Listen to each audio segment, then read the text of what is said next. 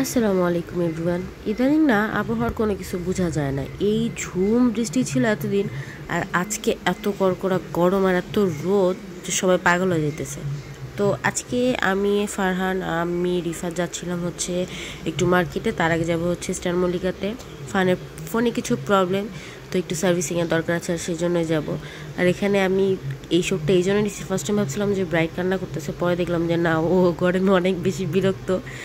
তো মজাই লাগলো, মানুষের এই গরমে বিয়ে করতে মন চায়। তো যাই হোক, রাস্তায় প্রচণ্ড গরম আর প্রচণ্ড জ্যাম ছিল, কিন্তু এই ধাক্কামুখি করে আমরা ফাইনালি স্টার মল্লিকায় পৌঁছে এলাম।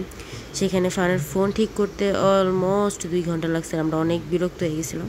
পরে না পেরা সবাই মিলে খাইতেছিলাম কিছু না কিছু। আমি তো এত গরম লাগতেছিল যে আমি ফালুদা খাইতেছিলাম। প্রচুর গরম ছিল মার্কেটের মধ্যে, ভাগ্যিস বলে এসি ছিল, এই জন্য বসতে পারছি, না তো অবস্থা অনেক খারাপ হয়ে যেত। তো ওইখান থেকে ফানের কাজ শেষ করে মার্কেটে যেতে যেতে আমাদের অলমোস্ট 9টা বেজে গেছে। অ্যান্ড ভাগ্যিস ভালো যে সব কিছু পাইছি। তো আমাদের কিছুদিন পর একটা ফাংশন ছিল, তো তার জন্য ফারহাদের কিছু কেনাকাটা ছিল। সেগুলো ছিল আমার একটা ইয়ারিং কিনতে হইতো ড্রেসের সাথে ম্যাচ করে, সেটা কিনলাম। দেন ফারহানদের কাপড় চোপড় কিনলাম।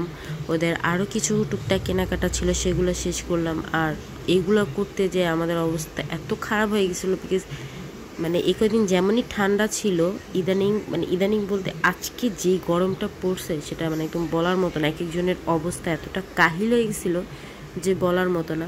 ফাইনালি সব কিছু শেষ করে আমরা বাসে যাবো, তখন দেখলাম যে একটা মিছিল যাইতেছে। আই থিঙ্ক এই মিছিলের ব্যাপারটা তোমরা জানো, চাঁদার জন্য কি হয়েছে।